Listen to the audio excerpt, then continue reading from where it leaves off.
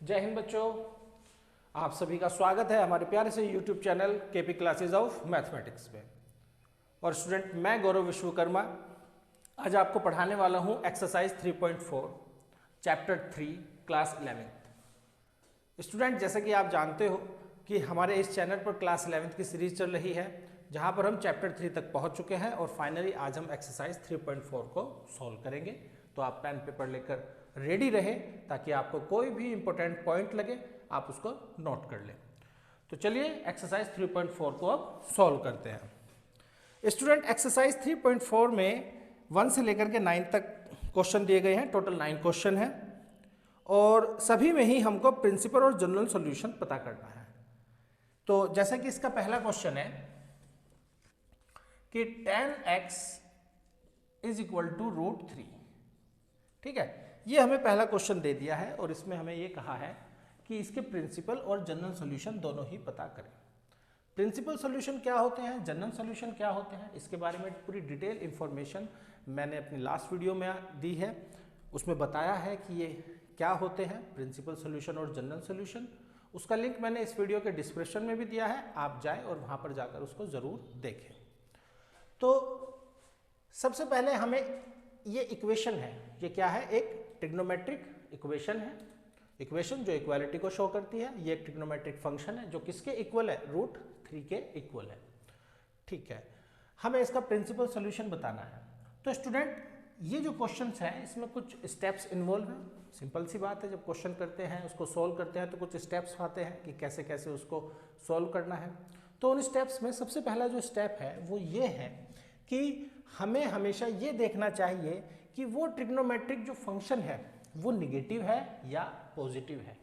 जैसे कि यहाँ पर आप देख रहे हैं कि 10x √3 के इक्वल है। √3 क्या है, पॉजिटिव है। √3 क्या है, पॉजिटिव है।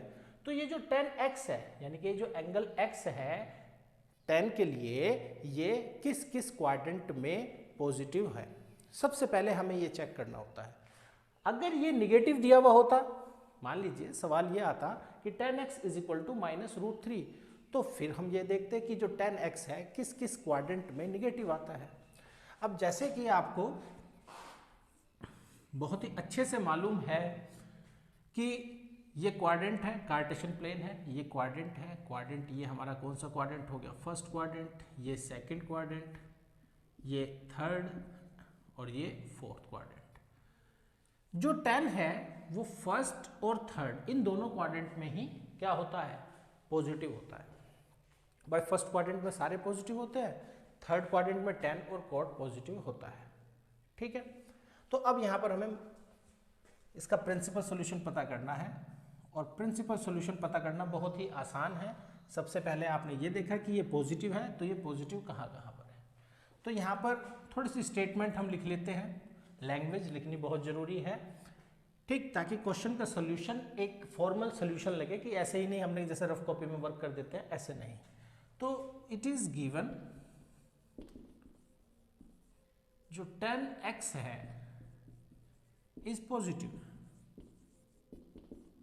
जो 10x है वो हमें पॉजिटिव दिया हुआ है, 10x की वैल्यू पॉजिटिव दिया हुआ है।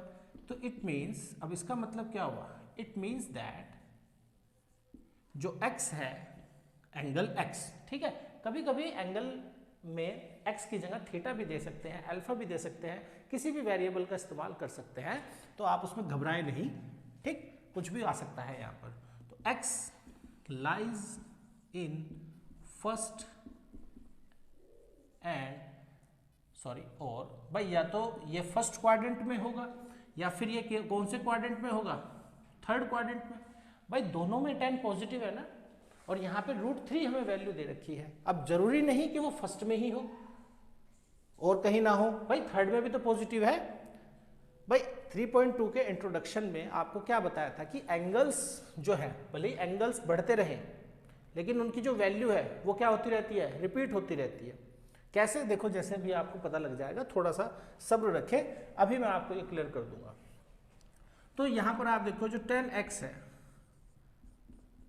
ये √3 के इक्वल है। अब ये √3 अगर किसके इक्वल होता है, 60 के, और 60 को हम क्या लिखते हैं, पाई बाय 3।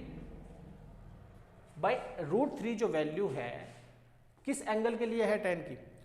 tan 60 के लिए जो √3 वैल्यू आती है ना।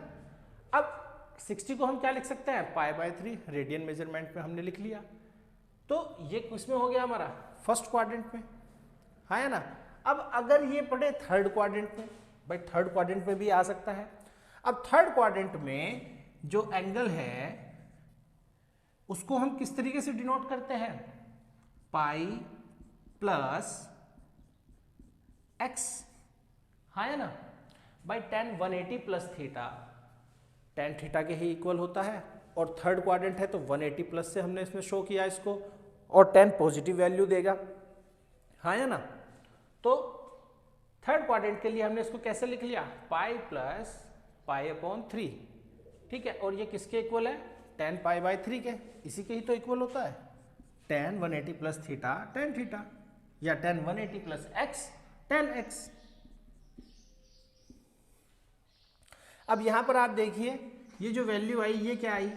इसको अगर हम सॉल्व करें तो 4π/3 किसके इक्वल आया? tan π/3 के, है ना। तो यहां पर मैं देखो स्टूडेंट, जो मैंने आपको कहा था कि सब्र रखिए, अब वो सब्र खत्म हो गया है। अब देखो कि √3 जो है भाई ये √3 के ही तो इक्वल है भाई। tan 180 प्लस थीटा, या मैं कहूं x, tan 180 plus x, x की वैल्यू क्या है हमारी? π/3, एक्स की वैल्यू क्या है? π/3। तो 180 प्लस थीटा भी क्या हुआ? थीटा ही हो गया, 4π/3 हो गया। और ये जो वैल्यू है किसके इक्वल है? π/3 के। क्यों? क्योंकि ये √3 के इक्वल आ रहा है। तो यहां पर देखो स्टूडेंट एंगल की वैल्यू बढ़ गई भाई। फर्स्ट क्वाड्रेंट में ये 60 है तो भी √3, थर्ड क्वाड्रेंट में ये 4π/3 है यानी कि 240 डिग्री है। रेडियन में तो 4π/3 है, लेकिन अगर एंगल में मैं इसको बताऊं, डिग्री मेजरमेंट में मैं इसको बताऊं तो ये कितना हो गया? 240 डिग्री हो गया ना। यहां पर भी ये क्या वैल्यू देगा? √3 होगा, है ना। 3.2 के इंट्रोडक्शन में यही तो बताया गया था कि एंगल्स बढ़ते जाते हैं, लेकिन जो उनकी वैल्यू है, जिस भी ट्रिग्नोमेट्रिक फंक्शन के लिए वे इक्वल होते हैं, जिसके भी इक्वल होते हैं, वो वैल्यू फिक्स होती है। जैसे tan 60 यहाँ भी √3, जब यहाँ tan 240 रहा तो यहाँ भी वैल्यू √3 ही दे रहा है।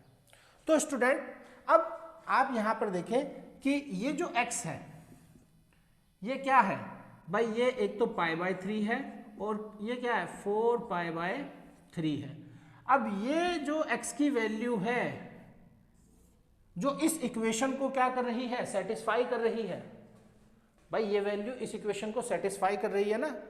और जो भी वैल्यू इक्वेशन को, वेरिएबल की जो भी वैल्यू इक्वेशन को सेटिस्फाई करती है उसको हम सॉल्यूशन बोलते हैं, है ना। अब ये इसके सॉल्यूशन है और ये इसके कैसे सॉल्यूशन है? ये इसके प्रिंसिपल सॉल्यूशन है। क्यों? क्योंकि प्रिंसिपल सॉल्यूशन क्या होते हैं? जब भी एंगल 0 से 160 0 से 1 फिर से 1 बोल रहा है यार, क्या हो गया गौरव तेरे को? जब भी एंगल 0 से 360 के बीच में होगा, जब भी एंगल 0 से 360 के बीच में होगा तो वे जो उनके सॉल्यूशन होंगे, वे जो एंगल होंगे, वे हमारे कैसे कहलाएंगे? प्रिंसिपल सॉल्यूशन कहलाएंगे। समझ में आया? ठीक। अब क्वेश्चन फर्स्ट में हमें कहा गया है कि केवल प्रिंसिपल सॉल्यूशन ही नहीं मालूम करने, इसके हमें जनरल सॉल्यूशन भी मालूम करने हैं। ठीक है, तो पता कर देंगे। अब देखिए जनरल सॉल्यूशन क्या है, मैं आपको बताऊं। जैसा कि आपको 3.4 के इंट्रोडक्शन में यानी कि लास्ट वीडियो में बताया गया था कि एक ट्रिग्नोमेट्रिक इक्वेशंस के बहुत सारे सॉल्यूशन होते हैं, अनंत सॉल्यूशन होते हैं। समझ में आई बात? एक ट्रिग्नोमेट्रिक इक्वेशन के अनंत सॉल्यूशन होते हैं, क्योंकि ये वैल्यू जैसे यहाँ पर मैं आपको बताऊं कि √3 केवल 60 और 240 के लिए ही नहीं भाई, यहाँ पर आया तब भी √3, यहाँ पर आया तो √3, लेकिन अगर ये रोटेशन अगर चलता रहा और वापस इन्हीं पॉइंट्स को रिपीट करता रहा तब भी तो क्या होगा? वैल्यू वही आने वाली है, लेकिन एंगल्स की वैल्यू तो बढ़ जाएगा। ठीक, तो उस चीज के लिए क्या करें? उस चीज के लिए मैथमेटिक्स ने बहुत अच्छे हमको सॉल्यूशंस दिए। उसको उन सॉल्यूशंस को हम क्या बोलते हैं? General solution. ठीक है, कि एक ऐसी इक्वेशन कि जिसमें सारे के सारे सॉल्यूशंस आ जाए। ठीक, और वो किसके लिए दी थी, यानी कि किन किन ट्रिग्नोमेट्रिक फंक्शंस के लिए दी गई है, साइन के लिए, कॉस के लिए और टैन के लिए। कहने को जो बाकी अदर ट्रिग्नोमेट्रिक फंक्शन है जैसे कॉट, सेक और कोसेक, वे उनका भी जनरल सोल्यूशन निकाला जा सकता है। ठीक, और वो इक्वल भी होते हैं। जैसे साइन एक्स के लिए जो जनरल सोल्यूशन है, जैसे साइन एक्स के लिए general solution x is equal to n pi plus minus 1 raise to the power n into y है, तो वो कोसेक के लिए भी है। लेकिन स्टैंडर्ड मेथड यह है कि हम पहले उसको साइन के हिसाब से करते हैं। तो चलिए जब साइन के बारे में बात करेंगे, जब साइन वाला क्वेश्चन आएगा तो वहां पर आपको डिटेल इंफॉर्मेशन देंगे। तो general solution for tan x के लिए जो जनरल सोल्यूशन है, ठीक है, और स्पेशली किसके लिए, √3 के लिए, वो क्या है, x is equal to n pi plus y, और y की जगह यहां पर क्या है, y की जगह यहां पर π/3 है। भाई जो हमारे प्रिंसिपल सॉल्यूशन होते हैं, ठीक है, उनमें जो स्मॉलर वैल्यू होती है एंगल की, उसको हम पिक करते हैं। हालांकि जनरल सॉल्यूशन ये भी है, जनरल सॉल्यूशन में इस एंगल को भी हम ले सकते हैं, लेकिन जो स्टैंडर्ड मेथड है, कन्वेक्शन मेथड है, कन्वेक्शन मेथड जो जनरली हम मतलब ट्रेडिशनल तौर पर करते आ रहे हैं मैथमेटिशियन, वो क्या है कि हमेशा स्मॉलर वैल्यू लेते हैं। तो ये इसका क्या हो गया, एक जनरल सॉल्यूशन हो गया। अब यहाँ पर n पाई प्लस π/3, ठीक है। अब इसमें जब भी आप n की कोई वैल्यू रखेंगे, एक और बात मैं इसमें बताऊं, ठीक है, चलो मैं यहाँ पर इसको ब्रैकेट में ही बंद कर दूं, वेयर यानी कि फॉर ऑल, ये फॉर ऑल का साइन है, for all n belongs to integer, यानी कि जो n है वो इंटीजर से बिलोंग करता है। ठीक, n की जगह आप यहाँ 1 रखो, अब यहाँ पर 1 रखेंगे तो यहाँ पर क्या आ जाएगा 4π/3, ठीक है। 2 रखेंगे तो यहाँ पर एंगल्स की, x क्या है, एंगल है ना, तो एंगल्स की वैल्यू निकलती आएगी। ठीक, समझ में आया। तो स्टूडेंट बहुत आसान है ना। अब मैं इसको थोड़ा सा आपको और छोटा कर दूं। पहला क्वेश्चन है, समझाने में वक्त लगा, एक्सप्लेनेशन दी गई हर एक बात की। अब इसको छोटा करते हैं। कैसे, कुछ स्टेप्स में इसको तोड़ते हैं कि हमने जो हम प्रिंसिपल सॉल्यूशन और जनरल सॉल्यूशन पर पहुंचे तो कैसे पहुंचे। बहुत कम ही स्टेप है। जैसे सबसे पहले हमें ये देखना होता है कि जो एंगल है वो पॉजिटिव है या नेगेटिव है। ठीक है, अगर पॉजिटिव है तो किस किस क्वाड्रेंट में है, और नेगेटिव है तो भी किस किस क्वाड्रेंट में वो नेगेटिव है। भाई 2 क्वाड्रेंट में तो वो डेफिनेटली पड़ेगा ही। पॉजिटिव है तब भी 2 क्वाड्रेंट में होगा, नेगेटिव है तब भी 2 क्वाड्रेंट में होगा। तो हमें उन क्वाड्रेंट की पहचान करनी होती है। दिस इज स्टेप फर्स्ट, ये पहला स्टेप है।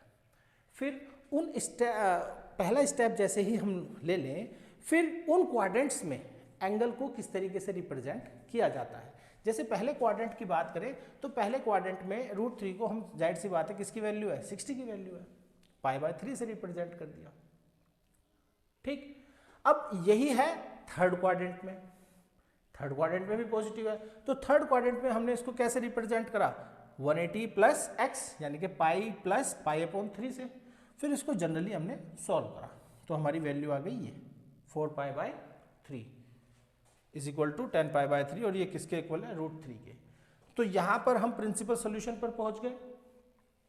ठीक, प्रिंसिपल सॉल्यूशन पता लगा ना, कैसे पता, मतलब हमने कैसे फाइंड आउट किया। अब चलते हैं जनरल सॉल्यूशन पर।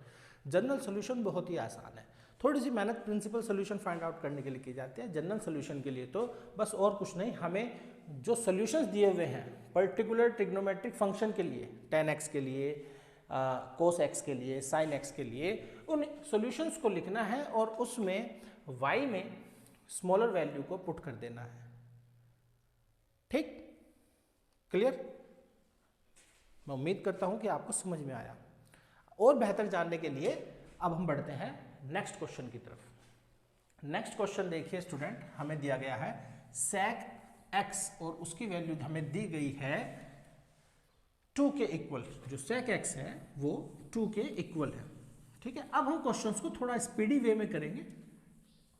स्पीडी वे मतलब जल्दी से, ठीक है, ताकि वीडियो का लेंथ ज़्यादा बड़ा ना हो जाए और आपको अच्छे से समझ में भी आए।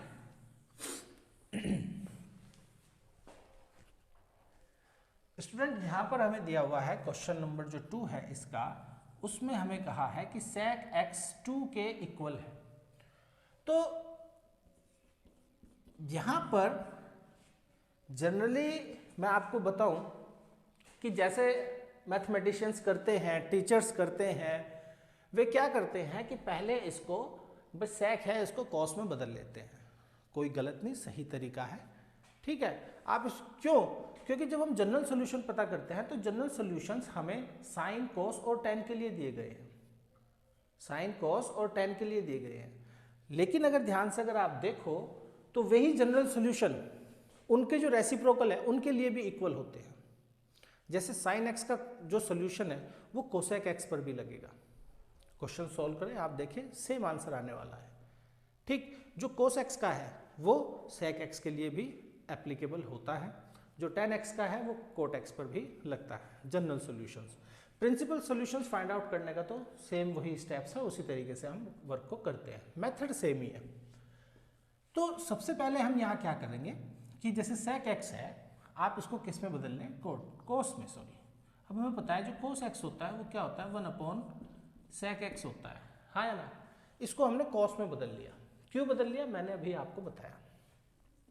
अब जो ये cos x है ये क्या हो गया? 1/2/sec x 2 के इक्वल है। अब बन गया ना हमारे सामने ये क्वेश्चन। अब cos x 1/2 है तो cos किस एंगल के लिए 1/2 के इक्वल होता है? और 1/2 क्या है? पॉजिटिव। 1/2 पॉजिटिव है ना। तो हम जानते हैं कि एक तो फर्स्ट क्वाड्रेंट और एक फोर्थ क्वाड्रेंट, इन दोनों क्वाड्रेंट में ही cos क्या होता है? पॉजिटिव होता है, ठीक है। तो जो फर्स्ट क्वाड्रेंट में हो तो एक तो cos x क्या हो जाएगा भाई? 1/2 किसके लिए वैल्यू होती है? अब यहाँ पर जो बात आएगी वो क्या? ट्रिग्नोमेट्रिक टेबल जो आपको क्लास 10th में इंट्रोड्यूस आपसे हो गई थी, उसको देखो स्टूडेंट, वो तो याद रखनी बहुत ज़रूरी है अगर आपको ट्रिग्नोमेट्री सोल्व करनी है ना, उसको समझना है, उसको भूलना नहीं। मैथमेटिक्स में एक सबसे जो स्टूडेंट को भयानक बात लगती है, कुछ को भयानक लगती है, कुछ को नहीं, बहुत सौ को भयानक लगती है, और कुछ को ये बात बड़ी प्यारी लगती है, बड़ी खूबसूरत बात लगती है कि क्या, कि मैथ्स में जो चेन सिस्टम है, चेन सिस्टम का मतलब जो पिछली बातें हैं, ठीक है, वो जानना बहुत ज़रूरी है। अगर वे नहीं पता तो अगली बात पर आप बेहतर तरीके से नहीं पहुंच पाएंगे, उसमें आपको कुछ ना कुछ कन्फ्यूजन रहने वाला है अगर आप पहली बातें नहीं जानते। अब देखिए क्लास 10th में आपकी टेबल इंट्रोड्यूस हुई और यहाँ पर आ गई ना। अब ये जो वैल्यू होती है हम जानते हैं 60 के लिए होती है। अब 60 को हम क्या लिखते हैं? 60 को रेडियन में लिखे तो क्या है? π/3 है ना। तो जो cos x है वो क्या हो गया? cos π/3 हो गया, हाँ या ना। तो पहले क्वाड्रेंट में है तो π/3, ठीक। अब फोर्थ क्वाड्रेंट में ये कैसे रिप्रेजेंट होगा? अब फोर्थ क्वाड्रेंट में हम जानते हैं कि ये जो x है, ठीक है, ये फर्स्ट क्वाड्रेंट में तो क्या है? π/3 है भाई, इज इक्वल टू 1/2। और यहाँ पर फोर्थ क्वाड्रेंट में हम कैसे शो करते हैं? 360 माइनस x, हाँ ना। और यहाँ पर x की वैल्यू क्या है? π/3, π/3 ही तो वैल्यू है ना, ठीक। तो अब यहाँ पर देखिए ये किसके इक्वल है? cos π/3 भाई 360 माइनस π/3 cos π/3 ही होगा, ठीक है, पॉजिटिव होगा। और ये किसके इक्वल है? 1/2 के। आप इसको सोल्व करेंगे तो क्या आएगा? 3 2 6, तो ये हो गया cos 5π/3 is equal to cos π/3 is equal to 1/2, हाँ है ना, ठीक है। इसे लिखने की जरूरत नहीं है, मैं तो आपको समझा रहा हूं कि ये जो x है ये 5π/3 भी है और π/3 भी है ना भाई। 1/2 जो वैल्यू है पॉजिटिव है और cos पॉजिटिव फर्स्ट में है और फोर्थ में है। फर्स्ट में क्या एंगल होगा? फर्स्ट में एंगल होगा π/3 60। अब फोर्थ में क्या होगा? 5π/3 300, है ना। तो अब देखो एंगल की वैल्यू बदल गई, एंगल की वैल्यू एक जगह 60 और एक जगह 300, लेकिन वो cos के लिए क्या वैल्यू देता है? 1/2, वो नहीं बदला, है ना। तो ये हमारे दोनों क्या हो गए? Principal solution. तो जो x है वो क्या है, एक तो π/3 और 5π/3। क्लियर। ये सोल्यूशन इसके क्या हुए, ये इसके कैसे सोल्यूशन हुए, प्रिंसिपल सोल्यूशन। क्यों भाई, 0 से 360 के बीच में जो भी कोई एंगल अगर आए, ठीक है, x के लिए जो भी एंगल मतलब आए वो हमारा क्या कहलाता है, प्रिंसिपल सोल्यूशन कहलाता है। अब इसका general solution, for general solution मैं यहाँ लिख दूँ फॉर जनरल सोल्यूशन, शॉर्ट में मैंने लिखा।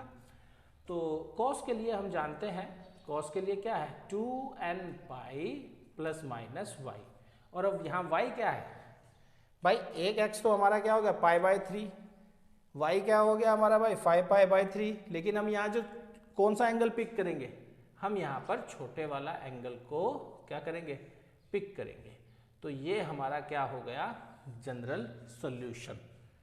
ठीक, अगर आप इसे सेक में लेके चलते तो सेक में भी यही आता है ना, लेकिन ऐसा इसको करते नहीं, क्योंकि जनरल सॉल्यूशंस हमारे पास कॉस के, साइन के और किसके हैं, टेन के।